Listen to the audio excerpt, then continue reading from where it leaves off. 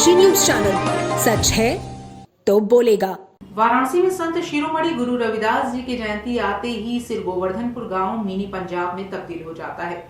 देश विदेश से लाखों रैदासी श्रद्धालु यहां पहुंचते हैं।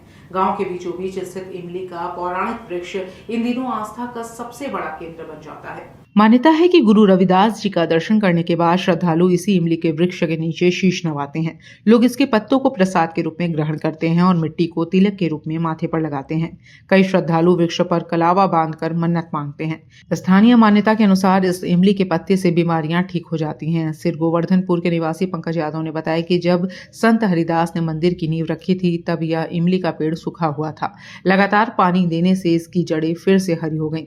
आज यह पेड़ पूरी तरह हरा भरा है और रैदासियों के लिए आस्था का प्रतीक बन गया है। शुभ अवसरों पर लोग यहां मौली बांधने आते हैं। श्रद्धालुओं की अब परंपरा है कि गुरु रविदास जी के मंदिर में चरण रज प्राप्त करने के बाद वे इमली के वृक्ष की परिक्रमा करते हैं। खासकर महिलाएं इस पेड़ की फेरी लगाती हैं और मत्था टेक कर गुरु की साधना स्थली का आशीर्वाद लेती हैं। सिर गोवर्धनपुर के निवासी संतोष कुमार, जो खुद को गुरु रविदास जी के वंशज बताते हैं, इमली के पेड़ में लोगों की बहुत आस्था है। यहाँ की मिट्टी को भी लोग पूजते हैं। यह पेड़ सैकड़ों साल पुराना है। पहले एक बहुत पुराना पेड़ था जो गिर गया, लेकिन उसी स्थान पर फिर से इमली का पेड़ निकला।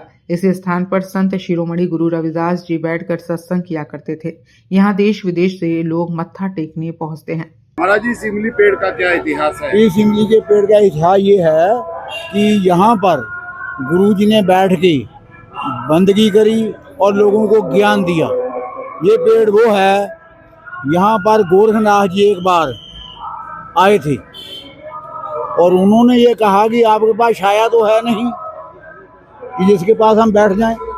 उनके पास एक इमली का लकड़ी थी, वो लकड़ी उन्होंने गाड़ दी गुरुजी ने।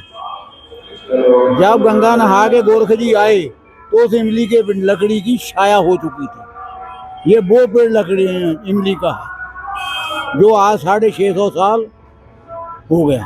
बात की जाए मेन जिस दिन जयंती मनाई जाएगी 2 तारीख को, उस दिन इस पेड़ का एक अलग महत्व माना जाता है, उसके बारे में बताइए। ये महत्व उनके यहाँ बैठ, इसके पेड़ का महत्व यही है कि उस जिस दिन जयंती मनाते हैं हजारों लाखों लोग आगे इसको नमस्कार करते हैं।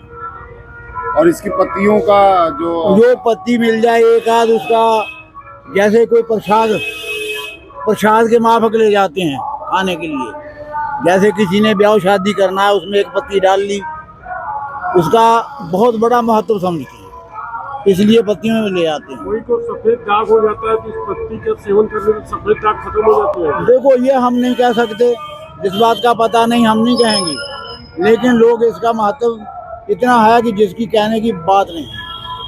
पूर्वांचल की खबरों से जुड़े रहने के लिए आज ही सब्सक्राइब करें हमारा YouTube चैनल डनकाशी। और हाँ, लेटेस्ट अपडेट्स के लिए बेल आइकन को प्रेस करना ना भूलें। और आपके पास है कोई जानकारी या है कोई सूचना तो हमारे दिए गए नंबर पर आप हमसे संपर्क कर सकते हैं।